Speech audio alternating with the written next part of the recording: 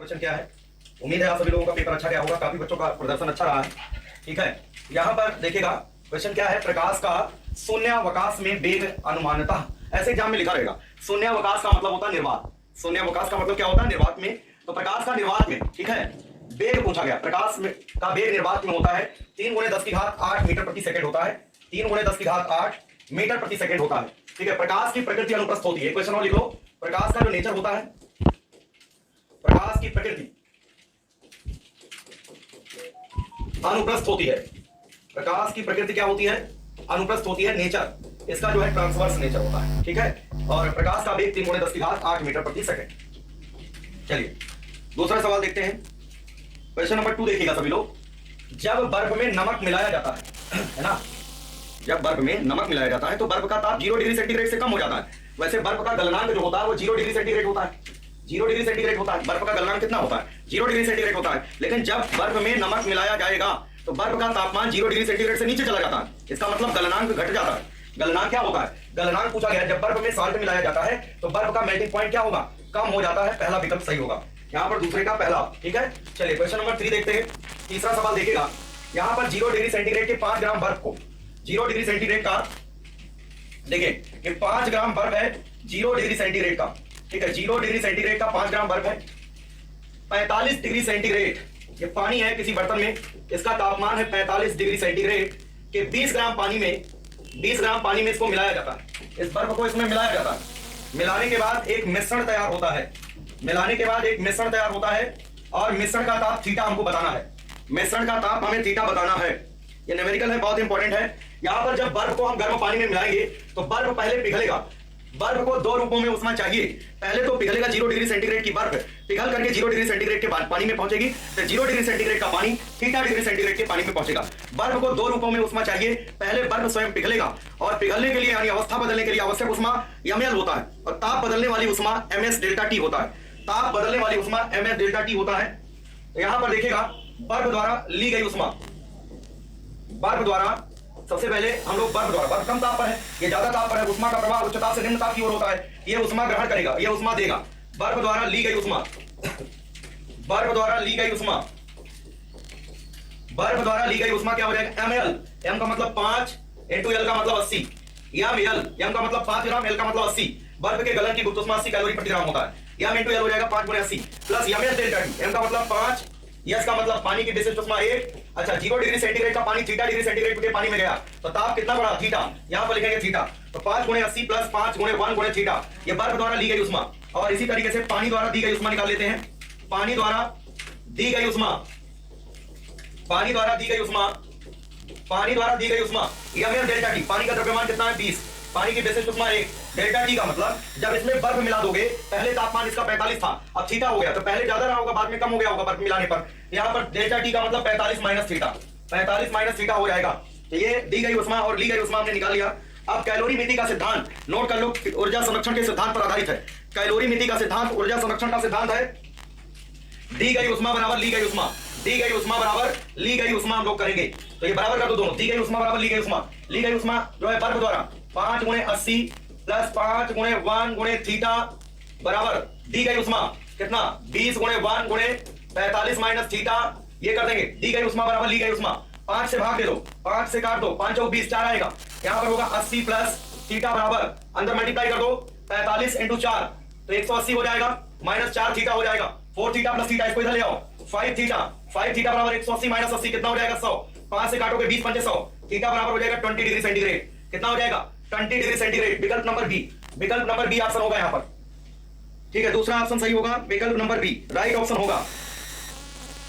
ठीक है, 20 degree centigrade हो जाएगा। दी गई उष्मा बराबर ली गई उष्मा। ठीक है, अब यहाँ पर न्यूमेरिकल वैल्यू बदल सकता है, बाकी क्वेश्चन इसी तरीके से आएगा।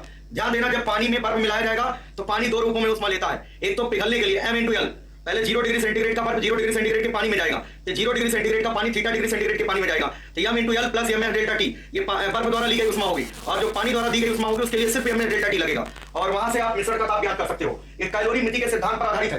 कैलोरीमिति का सिद्धांत ऊर्जा संरक्षण का सिद्धांत है। अगर ऊष्मागतिकी का प्रथम नियम पूछा जाए तो भी ऊर्जा संरक्षण का सिद्धांत है। बर्नौली का प्रमेय पूछा जाए, ऊर्जा संरक्षण का सिद्धांत है। अगर अविरतता का सिद्धांत पूछा जाए, सांतत्य का सिद्धांत पूछा जाए, सांतत्य का समीकरण पूछा जाए, द्रव्यमान संरक्षण का सिद्धांत है, किरचॉफ का दूसरा नियम या किरचॉफ का वोल्ट का नियम पूछा जाए तो ऊर्जा संरक्षण का सिद्धांत है। इतने बातें याद रखना, ठीक है। सुने रहो, कम से कम ऑप्शन में आएगा तो कर सकते हो। क्वेश्चन नंबर 4 देखते हैं। देखिए, दो वस्तुएं तापीय साम्य में होंगी यदि उनके समान हो। जैसे हम लोगों को पता है कि पानी का प्रवाह उच्च तल से निम्न तल की ओर होता है, ऐसे ऊष्मा का प्रवाह उच्च ताप की वस्तु से निम्न ताप की ओर होता है। जब एक ऊंचे ताप की वस्तु को नीचे ताप की वस्तु के संपर्क में रखा जाता है, उच्च ताप की वस्तु को निम्न ताप की वस्तु के संपर्क में रखा जाता है, ऊष्मा का प्रवाह उच्च ताप की वस्तु से निम्न ताप की वस्तु की ओर होता है। जब दोनों वस्तुओं के तापमान समान हो जाते हैं, ऊष्मा का प्रवाह रुक जाता है। ऐसी अवस्था वस्तुओं की तापीय साम्य कहलाती है, थर्मल इक्विलिब्रियम कहलाती है। क्या कहलाती है? Thermal equilibrium. तो जब दोनों वस्तुओं के ताप समान हो जाते हैं तो ऐसी दशा जो होती है तापीय साम्य कहलाती है। और पूछा जाता है ऊष्मागतिकी के किस नियम से ताप की परिभाषा प्राप्त होती है? ऊष्मागतिकी के शून्यवें नियम से ताप की परिभाषा प्राप्त होती है। शून्यवें नियम से ताप की परिभाषा प्राप्त होती है। बोलो क्या हो जाएगा? तापीय साम्य मतलब टेंपरेचर इक्वल, उनके तापमान समान हो जाते हैं। विकल्प नंबर ए। चलिए आगे देखते हैं क्वेश्चन नंबर 5। क्वेश्चन नंबर 5 पूछा गया है, एक जूल में कितने कैलोरी होता है? तो भाई पहले ये समझ लो, एक कैलोरी में कितने जूल? एक कैलोरी में लगभग होता है 4.2 जूल होता है। एक कैलोरी में 4.2 जूल। उल्टा पूछ लिया जाए, एक जूल में कितने कैलोरी? 1/4.2 कैलोरी हो जाएगा।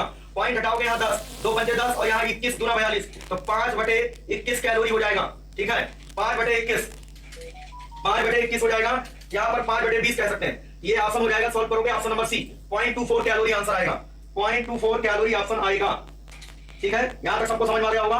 देखो, एक कैलोरी में 4.2 जूल होता है। एक जूल में क्या होगा? 1/4.2 कैलोरी। पॉइंट हटाओ, ऊपर 10, 2 पंजे 10, 21 दूना 42, ये हो जाएगा 5/21। 5 को 21 से भाग दे दोगे, लगभग 0.24 कैलोरी आ जाएगा। क्वेश्चन नंबर 6 देखते हैं।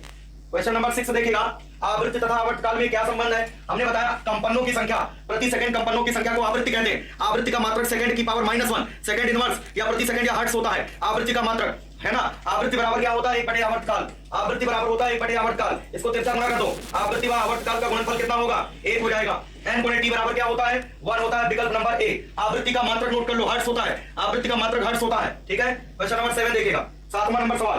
7वां नंबर, सरल लोलक का आवर्तकाल निर्भर करता है। सरल लोलक की गति सरल आवर्त गति होती है, सबको पता है। सरल आवर्त गति में कुल ऊर्जा नियत होती है। सरल आवर्त गति में कुल ऊर्जा नियत होती है। आवर्तकाल का सूत्र होता है 2π√L/g। सरल लोलक का आवर्तकाल दो बातों पर निर्भर करता है। एक तो डोरी की प्रभावी लंबाई पर। सरल लोलक का आवर्तकाल दो बातों पर निर्भर करता है। एक तो डोरी की प्रभावी लंबाई पर, दूसरा गुरुत्वीय त्वरण पर, है ना। डोरी की प्रभावी लंबाई पर, दूसरा गुरुत्वीय त्वरण पर। यहाँ पर देखिएगा, लंबाई पर डिपेंड करेगा बी विकल्प। और सरल लोलक का आवर्तकाल गोलक के द्रव्यमान पर निर्भर नहीं करता है। सेकंड लोलक क्या होता है? ऐसा सरल लोलक जिसका आवर्तकाल 2 सेकंड होता है, उसे सेकंड लोलक कहते हैं। पृथ्वी के सतह पर सेकंड लोलक के धागे की लंबाई लगभग 1 मीटर होती है। चंद्रमा पर सेकंड लोलक के धागे की लंबाई 1/6 मीटर होती है। ये सारी बातें हम लोग पढ़ चुके हैं पहले भी, है ना। एक तरीके से टेस्ट के माध्यम से हम लोगों का रिवीजन हो रहा है और ये रिवीजन मस्ट है। इस समय पढ़ना बहुत जरूरी है। सेकंड लोलक का आवर्तकाल कितना होता है? 2 सेकंड। और आवृत्ति पूछा गया, देखो सेकंड लोलक, बहुत सारे बच्चे सी ऑप्शन टिक करके आ जाएंगे, है ना, गलती कर जाएंगे। यहाँ आवर्तकाल नहीं पूछा गया है। सेकंड लोलक देखेंगे 2 टिक कर देंगे, ये नहीं सोचेंगे कि क्या है। सेकंड लोलक की आवृत्ति बराबर होता है 1/आवर्तकाल होता है और आवर्तकाल 2 सेकंड होता है, 1/2 हो जाएगा। आवर्तकाल 2 सेकंड, 1/2 का मतलब 0.5 हर्ट्ज हो जाएगा। 0.5 हर्ट्ज, इसका मतलब ऑप्शन नंबर ए। सेकंड लोलक का आवर्तकाल होता है 2 सेकंड, तो यहाँ पर फ्रीक्वेंसी हो जाएगा 0.5 हर्ट्ज हो जाएगा। ठीक है, 0.5 हर्ट्ज।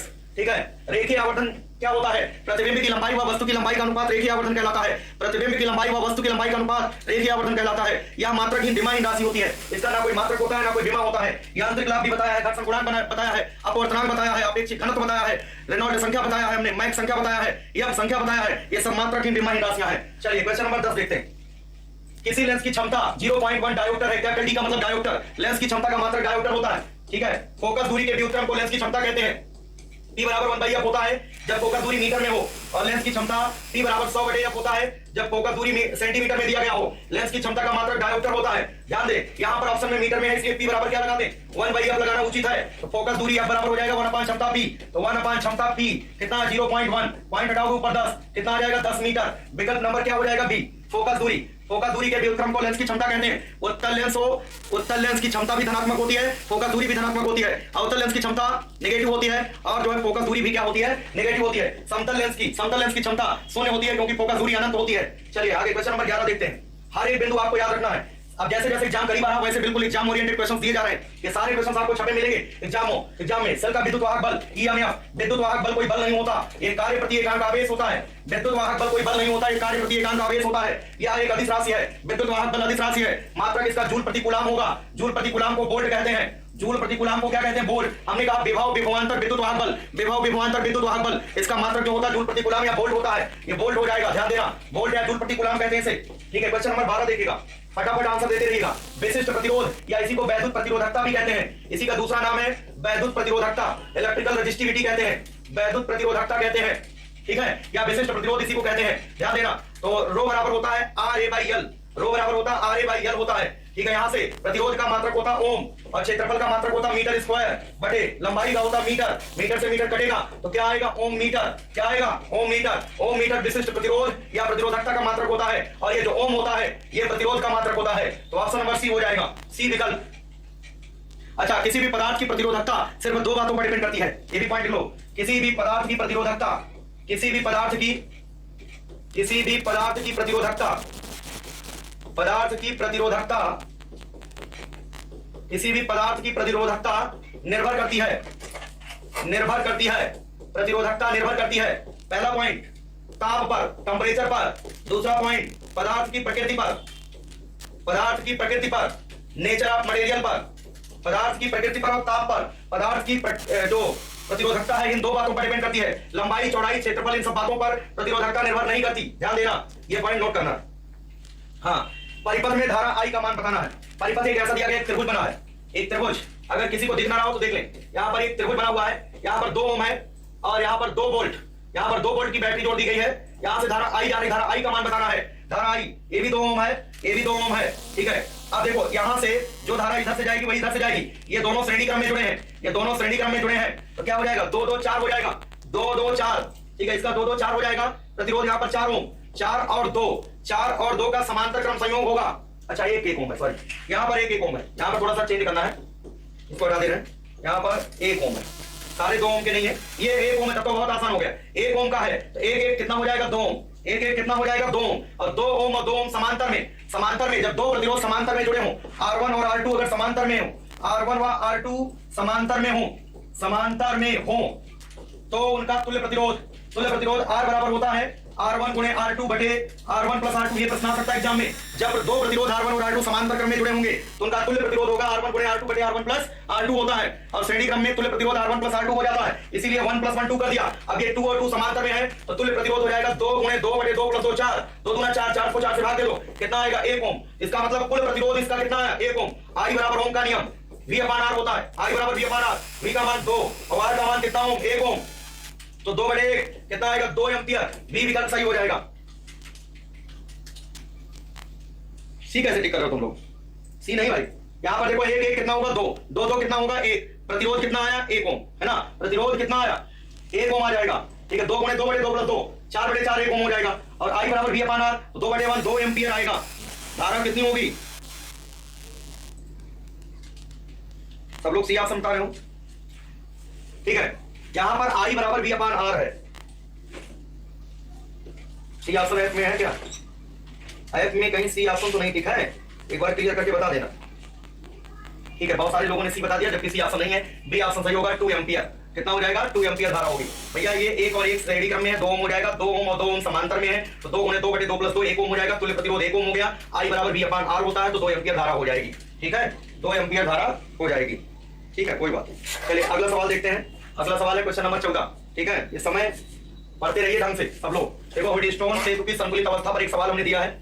यहाँ पर व्हीटस्टोन ब्रिज की संतुलित कंडीशन है,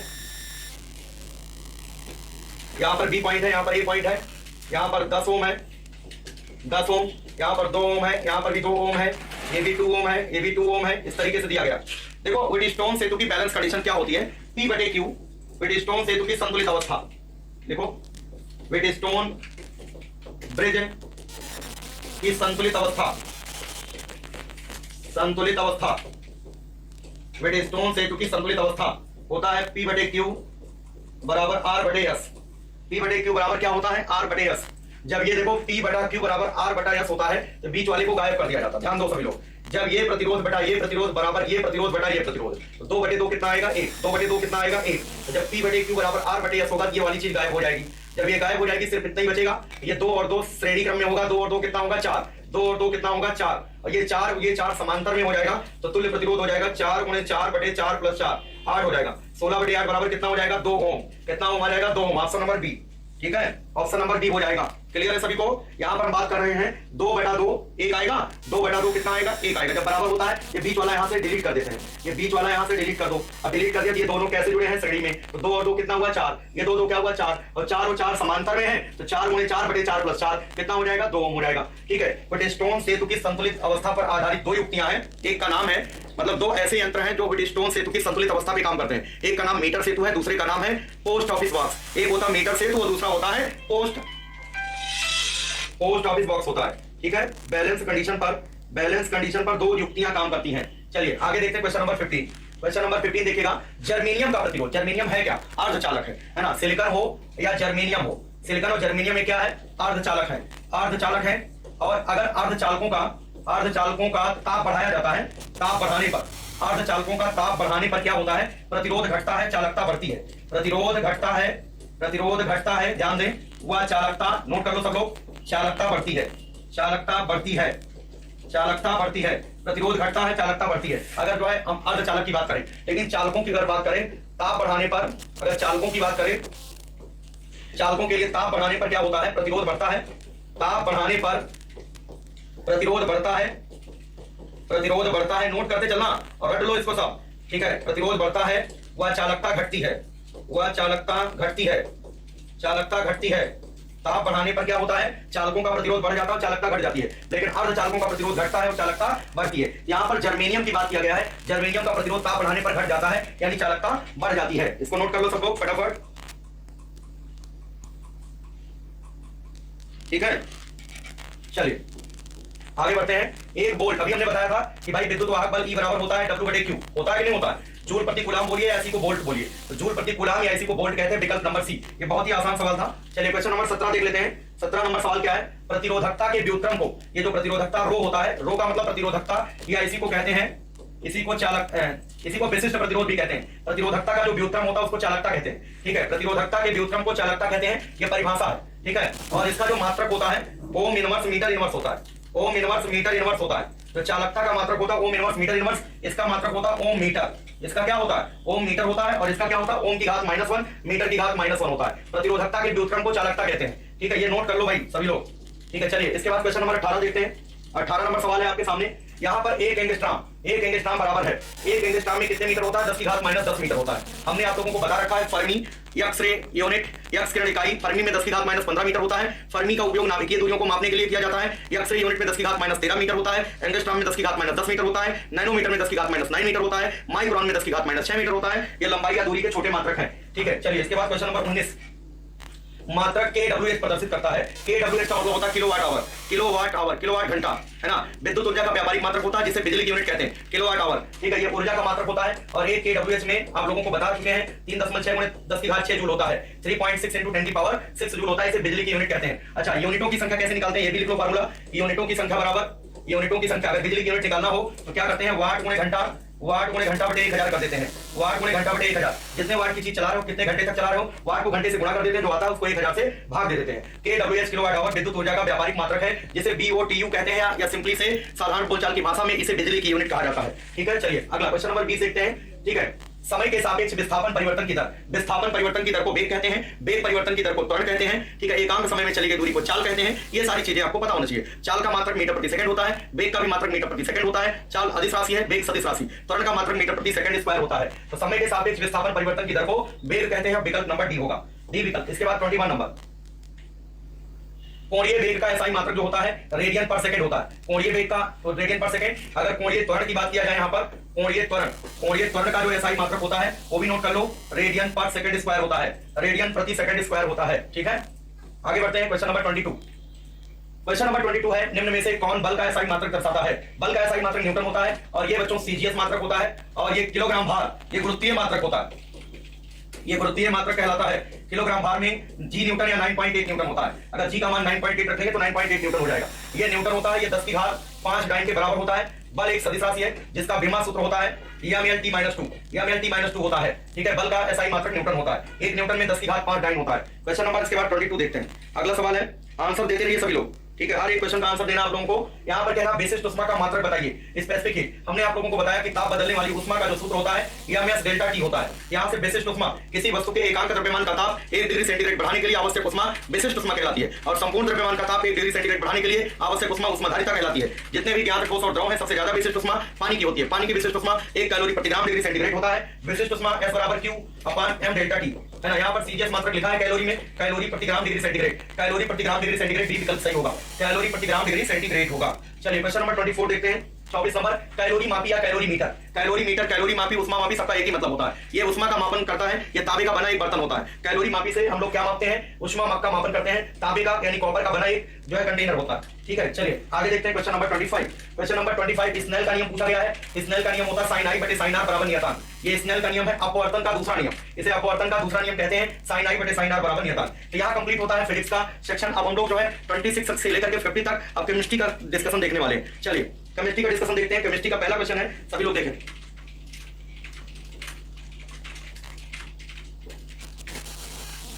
हाँ, तो देखिए यहाँ पर लिखा है SF6 में सल्फर की अधिकतम ऑक्सीडेशन नंबर। SF6 की बात किया गया। देखो क्लोरीन, फ्लोरीन, ब्रोमीन, आयोडीन जो हाइड्रोजन होते हैं उनकी ऑक्सीकरण संख्या -1 होती है। सल्फर की मान लो x है, प्लस 6 गुणे फ्लोरीन की क्या होगी -1 बराबर क्या करना है 0। x plus into minus minus होगा, -6 बराबर 0। x बराबर क्या हो जाएगा +6, x बराबर क्या हो जाएगा +6 हो जाएगा। x की वैल्यू पॉजिटिव 6 हो जाएगा। ऑप्शन नंबर सी विकल्प सही होगा। इसके बाद 27 नंबर सवाल देखते हैं। देखिए ऋण विद्युतीय लक्षण का सही क्रम। देखो पूरी आवर्त सारणी में सबसे ज्यादा वैद्युत ऋणात्मकता किसकी होती है, फ्लोरीन की होती है। सबसे ज्यादा किसकी होती है, फ्लोरीन की, उससे कम क्लोरीन की, फिर ब्रोमीन की, सबसे कम आयोडीन की। ठीक है, फ्लोरीन, क्लोरीन, ब्रोमीन, आयोडीन, सी विकल्प सही हो जाएगा यहाँ पर। अच्छा, सबसे ज्यादा अगर इलेक्ट्रॉन बंधुता वाला तत्व पूछा जाए तो क्लोरीन होता है। क्लोरीन की इलेक्ट्रॉन बंधुता सबसे ज्यादा होती है और वैद्युत ऋणात्मकता सबसे ज्यादा किसकी होती है, फ्लोरीन की होती है। इसके बाद है क्वेश्चन नंबर 28। क्वेश्चन नंबर 28 देखेंगे। यहाँ पर डीकेन विधि से किसका निर्माण होता है, डीकेन विधि से क्लोरीन का निर्माण होता है। किसका निर्माण होता है, डीकेन विधि से जो है क्लोरीन का निर्माण होता है। ठीक है, चलिए आगे देखते हैं। Next 29 bleaching powder. ठीक है, ब्लीचिंग पाउडर को जिस सूत्र से प्रदर्शित कर सकते हैं वह है, क्या होता है, CaOCl2 calcium oxychloride. Calcium oxychloride होता है यहाँ पर CaOCl2 ऑप्शन नंबर बी हो जाएगा। ब्लीचिंग पाउडर कैल्शियम ऑक्सीक्लोराइड हो जाएगा। ठीक है, 30 नंबर सवाल देखिएगा।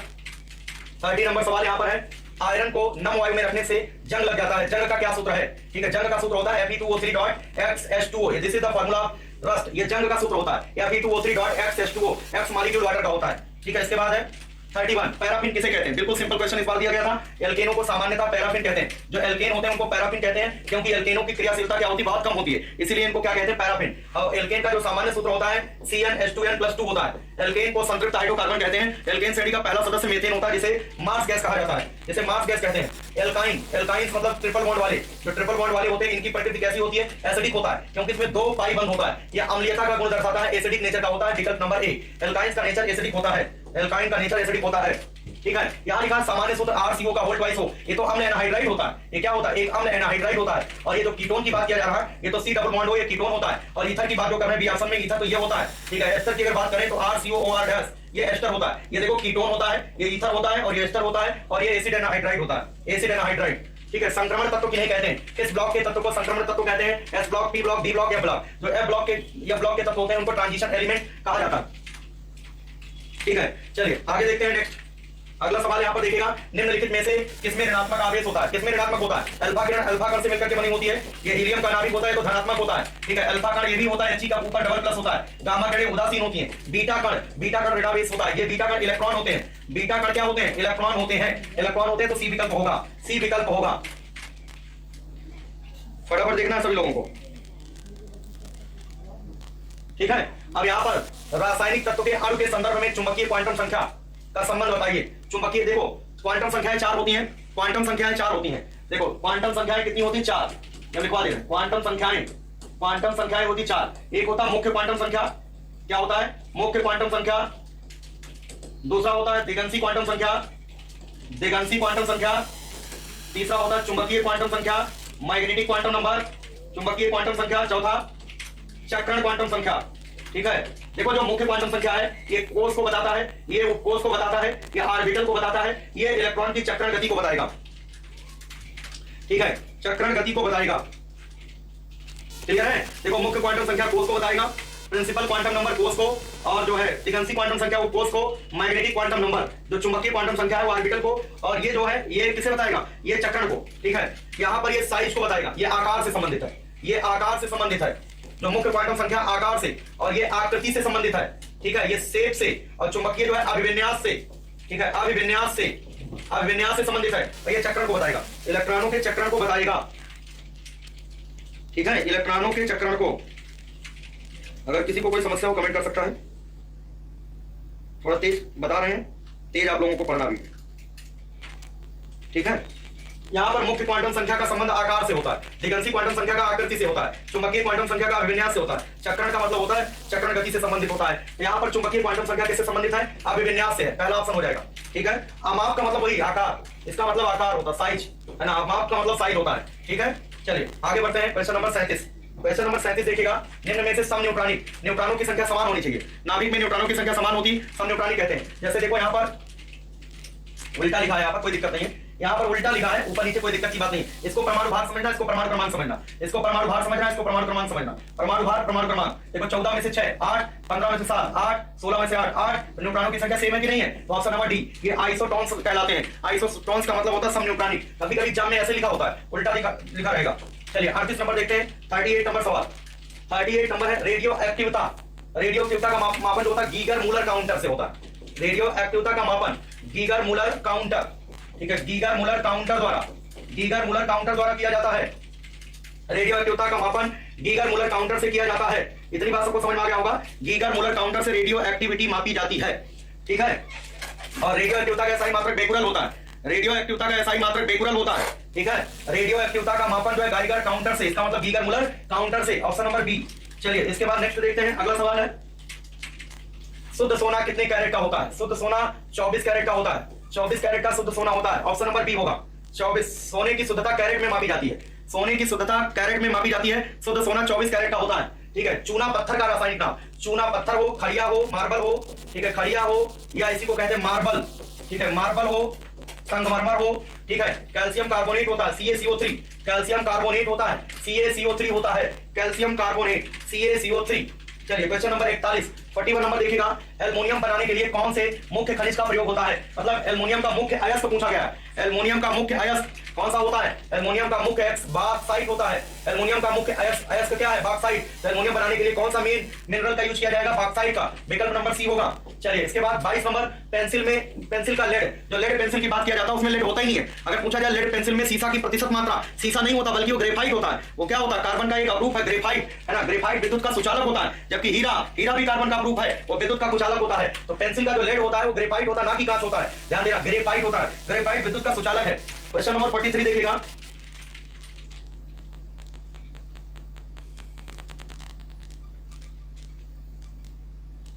ठीक है। चलो भाई आगे देखते हैं। यहाँ पर निम्न में से किसे शुष्क बर्फ कहते हैं? ठोस कार्बन डाइऑक्साइड को, ये हमने पढ़ाया है, ठोस कार्बन डाइऑक्साइड को ड्राई आइस कहते हैं, शुष्क बर्फ कहते हैं। ठीक है, भारी जल का सूत्र जो होता है वो ड्यूटीरियम ऑक्साइड D2O होता है, D2O, और इसका अणुभार 20 होता है। वैसे सामान्य जल का 18 होता है, लेकिन इसका क्या होता है? 20 होता है। और इसकी खोज यूरे और वासवर्न द्वारा, खोज जो की गई यूरे व वासवर्न द्वारा जो है भारी जल की खोज की गई, ड्यूटीरियम ऑक्साइड होता है। इसको बोलते हैं ड्यूटीरियम ऑक्साइड, इसे ड्यूटीरियम ऑक्साइड कहते हैं, ड्यूटीरियम ऑक्साइड कहते हैं। भारी जल ड्यूटीरियम ऑक्साइड होता है। ठीक है, यह एक मंदक की तरह, ये न्यूट्रॉन मंदक होता है। भारी जल जो होता है न्यूट्रॉन मंदक होता है। इसका विकल्प नंबर बी।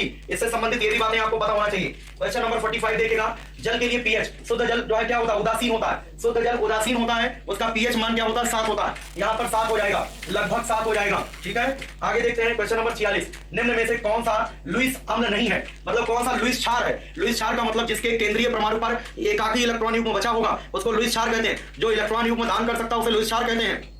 जो इलेक्ट्रॉन युग्म ग्रहण कर सकता है उसे लुईस अम्ल कहते हैं। समझ के बात की नहीं? तो देखो अमोनिया जो है, अमोनिया की जब बात करते हैं, अमोनिया के बाहरी कोष में जैसे नाइट्रोजन की बात करें, 7N नाइट्रोजन, तो क्या होगा? 2,5 बाहरी कोष में नाइट्रोजन के 5 इलेक्ट्रॉन, 1 2 3 4 5, हाइड्रोजन 3 है, यहाँ पर 3 हाइड्रोजन लगा दिया, यहाँ इसका 1 इलेक्ट्रॉन, यहाँ इसका 1 इलेक्ट्रॉन, 1 इलेक्ट्रॉन इसका। ये देखो इस तरीके से साझा हो जाता है, यहाँ 2 इलेक्ट्रॉन बचे रहते हैं। ये किसी को डोनेट कर सकता है, और डोनेट कर सकता है तो ये लुईस क्षार हो जाएगा, लुईस अम्ल नहीं है। यहाँ पर ऑप्शन नंबर सी होगा, विकल्प नंबर सी। 47 नंबर देखिएगा, नीला थोथा। नीला थोथा जो है कॉपर सल्फेट CuSO4.5H2O को बोलते हैं नीला थोथा। CuSO4.5H2O को नीला थोथा कहते हैं। कॉपर सल्फेट होता है कॉपर सल्फेट। और जो है हरा थोथा होता है FeSO4.7H2O, ये हरा थोथा होता है। ठीक है, इतनी बात सबको समझ में आ गया होगा। खाने का सोडा क्या होता है? खाने का सोडा मतलब बेकिंग सोडा। बेकिंग सोडा का मतलब सोडियम बाइकार्बोनेट। सोडियम बाइकार्बोनेट होता है NaHCO3। NaHCO3।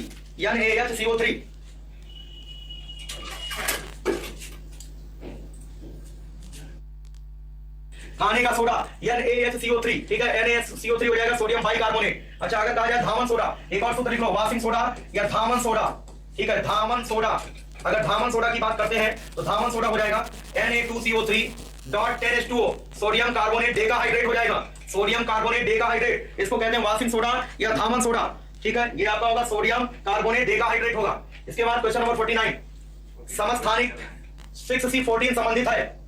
6C14 संबंधित है कैंसर के निदान से, पृथ्वी के आयु निर्धारण से। पृथ्वी के आयु निर्धारण से संबंधित कौन है? Uranium dating. ठीक है, ये यूरेनियम डेटिंग होता है। यूरेनियम डेटिंग का संबंध पृथ्वी के आयु निर्धारण से होता है। और जो है फॉसिल यानी जीवाश्म के आयु निर्धारण से, पुरानी लकड़ियों के आयु निर्धारण से संबंधित है कार्बन का ये समस्थानिक। ऑप्शन नंबर हो जाएगा सी। ऑप्शन नंबर होगा सी। इसके बाद 50 नंबर 50 नंबर, रासायनिक दृष्टि से सिंदूर है मर्क्यूरिक सल्फाइड HGS। HGS का मतलब मर्क्यूरिक सल्फाइड, इसे सिंदूर कहते हैं। या वर्मिलन का मतलब होता है सिंदूर। वर्मिलन का मतलब होता है सिंदूर होता है, HGS होता है। ठीक है, मर्क्यूरिक सल्फाइड होता है HGS, इसको सिंदूर कहते हैं। तो आज ये जो है 50 क्वेश्चन थोड़ा जल्दी हो गए क्योंकि सारे क्वेश्चन बहुत ही इजी थे, पेपर बहुत ही आसान था। आज का जो पेपर था फिजिक्स और केमिस्ट्री दोनों सेक्शन बिल्कुल उसी पैटर्न पर हमने बनाया था जो आपका एग्जाम का पैटर्न है। यहाँ पर ना तो बहुत टफ थे ना तो बहुत सरल थे, मतलब कॉन्सेप्चुअल क्वेश्चन थे। ठीक है, उम्मीद है आप सभी के बहुत सारे क्वेश्चन सही होंगे। बहुत सारे बच्चे ऐसे होंगे जो 48, 49, 50 क्वेश्चन कर चुके होंगे फिजिक्स और केमिस्ट्री में। और अच्छा रिस्पॉन्स है, प्रदर्शन आपका अच्छा है। बस हम लोग जो है चैप्टर वाइज सारे ऑब्जेक्टिव एक बार रिवाइज कर लेंगे, बहुत अच्छा रिजल्ट हम लोगों का जाने वाला है। ठीक है, जितना भी पढ़िए बिल्कुल ठोस पढ़िए, जो भी आप लोगों ने अभी तक पढ़ रखा है उनको अच्छे से रिवाइज कर लीजिए। रेगुलर जो 5 से 6 घंटे की क्लास हो रही है, इनको इस समय एक दिन भी 1 मिनट भी छोड़ने की जरूरत नहीं है, क्योंकि इस समय जो पढ़ाया जाएगा वो बिल्कुल एग्जाम ओरिएंटेड ही होगा। ठीक है, तो जुड़े रहिए। इसके बाद अभी मैथमेटिक्स की क्लास होने वाली है, तुरंत 5 से 10 मिनट में शुरू हो जाएगी। ठीक है, जुड़े रहिए, उसका डिस्कशन देखिए। फिर इसके बाद एग्रीकल्चर का डिस्कशन होगा, जीएस का होगा, बायोलॉजी का होगा। लगातार आप लोग डिस्कशन देखते रहिए। ठीक है, चलिए।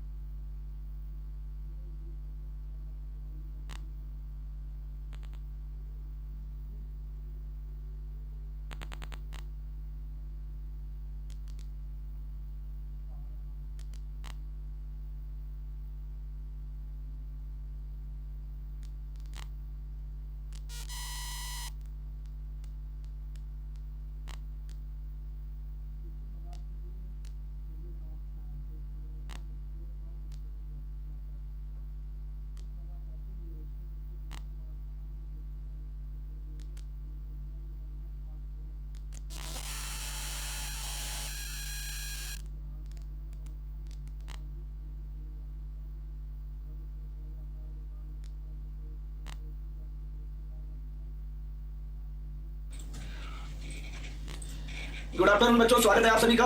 जल्दी से जुड़ जाइए बच्चों, ठीक है। मैथ के 20 क्वेश्चन के डिस्कशन के लिए सभी विद्यार्थी जुड़ जाएं, ठीक है। 51 से लेकर 70 क्वेश्चन तक आपका क्या मैथमेटिक्स का डिस्कशन स्टार्ट होगा, 20 क्वेश्चन का, ठीक है बेटा। चलिए तो बच्चों ध्यान देना, हम लोग शुरू कर देते हैं क्वेश्चन, ठीक है। उम्मीद करता हूँ सभी बच्चे लाइव होंगे, ठीक है। देरी ना करते हुए हम लोग शुरू करते हैं, ठीक है। Good afternoon to all of you प्यारे साथियों, गुड आफ्टरनून। बहुत बहुत स्वागत है आप सभी का। आशीर्वाद, खुश रहो, सिलेक्शन पाओ, बस यही प्रार्थना है, प्रे है, ठीक है। चलिए बच्चों शुरू कर देते हैं, आज का सत्र शुरू कर देते हैं, ठीक है। चलिए अजी question number 51 number question start कर रहे हैं, ठीक है ना। 51 नंबर क्वेश्चन से शुरुआत कर दे रहे हैं, ठीक है। चलिए अजी 51 नंबर क्वेश्चन क्या कह रहा है, 1/a + b स्क्वायर का b स्क्वायर का स्क्वायर है, तो क्या हो गया x की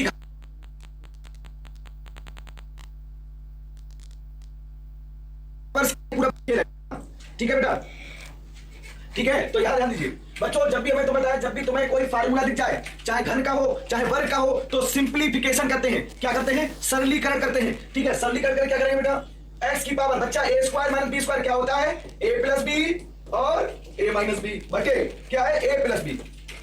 प्यारे बच्चों a + b से a + b कैंसिल आउट, क्या बचा, x की power a minus b। Clear? तो आंसर क्या आएगा, x की पावर a माइनस b। तो हमारा सी ऑप्शन क्लियर है, ठीक है। जिन बच्चों से नहीं हुआ वो लिख ले, जल्दी से, ठीक है। तो 51 का सी आंसर, ठीक है। 51 का सी वीडियो से पढ़ी रहती होगी आपने, अरे चालू कर दो बात, ठीक है।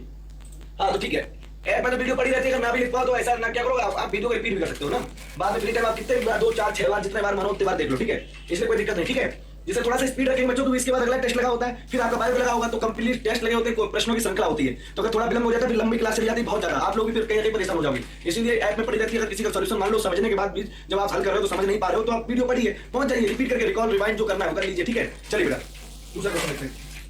हमारे 52 नंबर, बेटा ध्यान देना, 2 की पावर x + 2 प्लस 2 की पावर x + 1 का मान। प्यारे बच्चों ध्यान देना, भाई मान ऐसे कैसे निकालेंगे, जब किसी संख्या का मान दिखाते समय कर दिया जाता है, तो पक्की बात बच्चों ये सवाल स्टूडेंट है, बराबर 48 होगा बच्चों, बराबर 48 होगा। जो हम लोगों ने ऑप्शन में लिया है कि 2 की पावर x + 2 प्लस 2 की पावर x + 1 बराबर 48, जो हम लोगों ने ऑप्शन में ले लिया है प्यारे बच्चों, हम ऑप्शन में ना लेकर क्या करेंगे, ये जो गलती हुई है इसका करेक्शन करना है। क्या करना है? इसका करेक्शन करना है, ठीक है। अब सवाल सही रहेगा, कितना आएगा, 48, कितना आएगा, 48। अब प्यारे बच्चों ध्यान देना, ये भी हमारा घातांक सिद्धांत से है।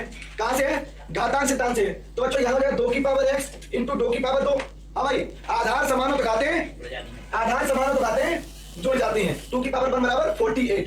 प्यारे बेटा ध्यान देना, 2 की पावर x क्या हो जाएगा, कॉमन आ जाएगा, तो अंदर कितना बचेगा, 2 की पावर 2, 2 की पावर 2 का वर्ग कितना होता है, 4, और 2 की पावर 1 2 हो जाएगा, बराबर 48 हो जाएगा। अब अच्छा ध्यान देना, 2 की पावर x 4 और 2 6 बराबर 48।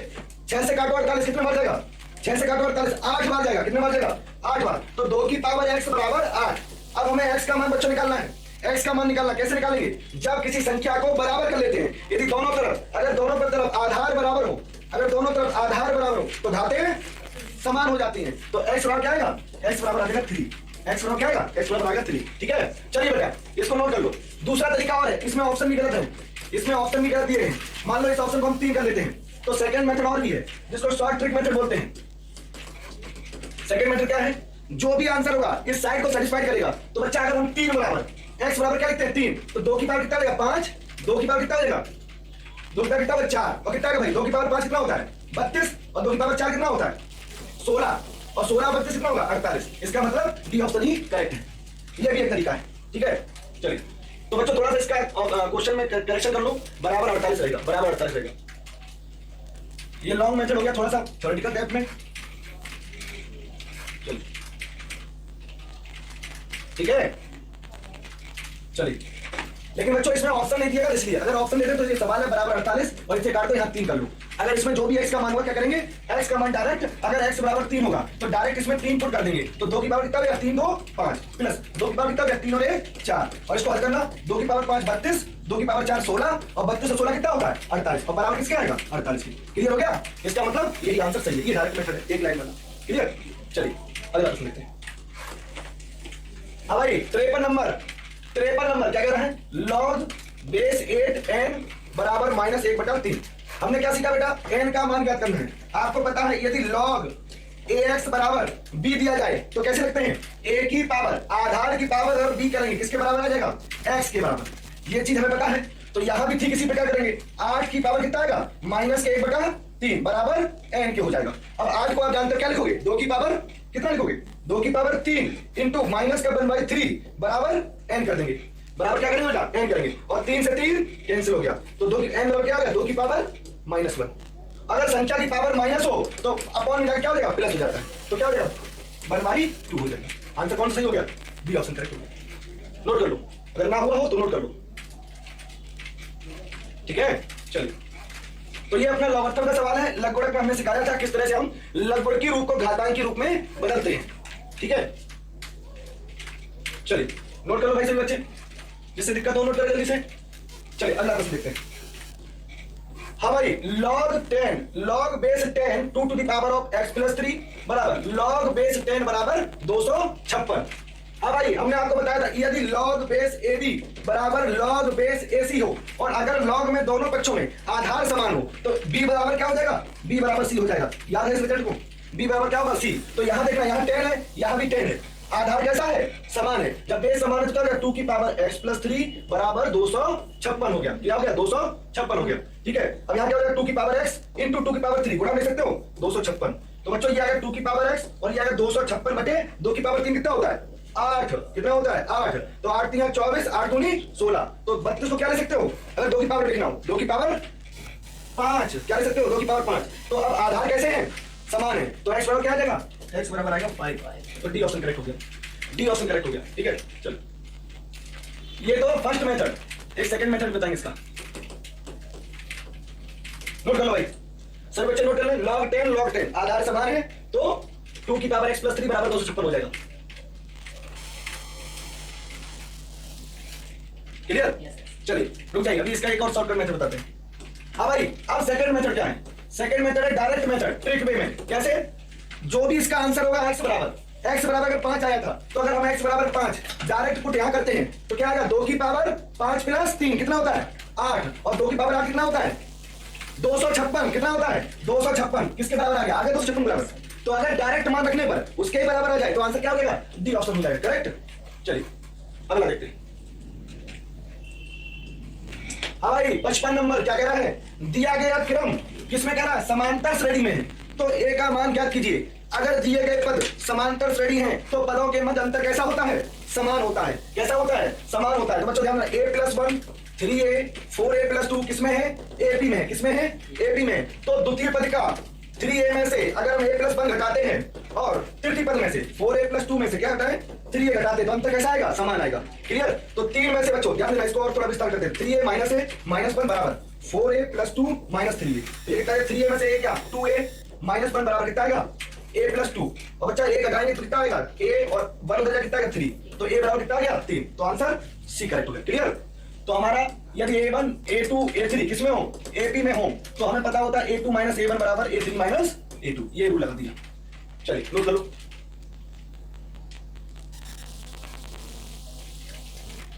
नोट कर लो जल्दी से।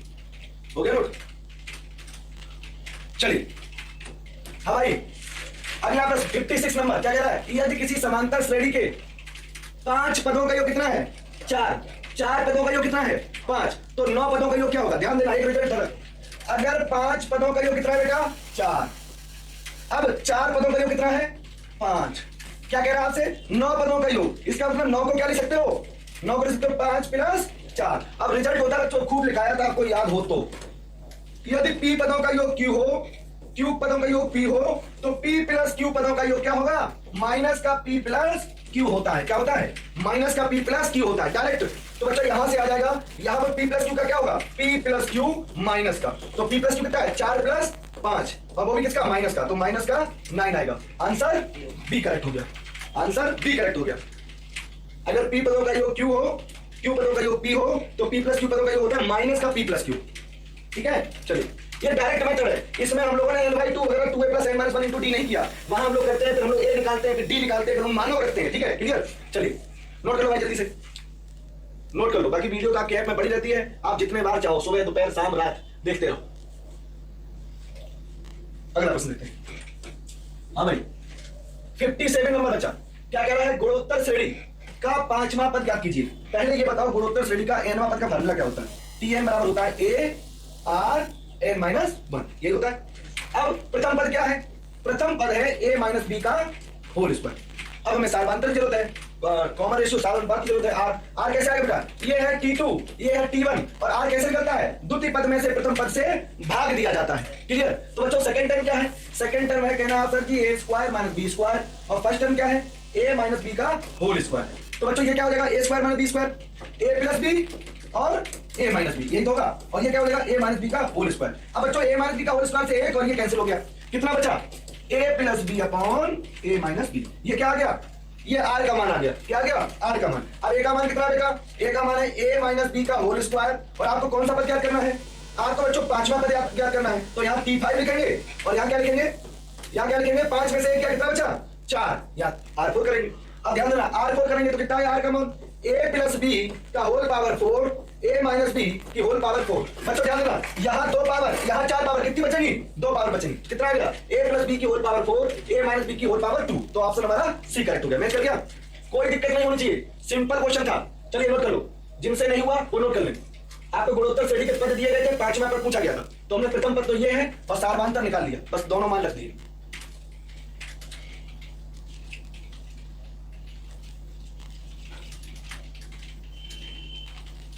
ठीक है, चल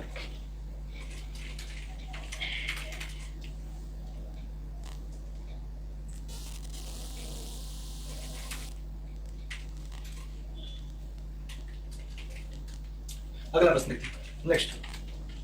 अब भाई 58 नंबर क्या कह रहा है? 58 नंबर, 58 नंबर हमसे कह रहा है कि हरात्मक श्रेणी का चौथा पद कितना बेटा?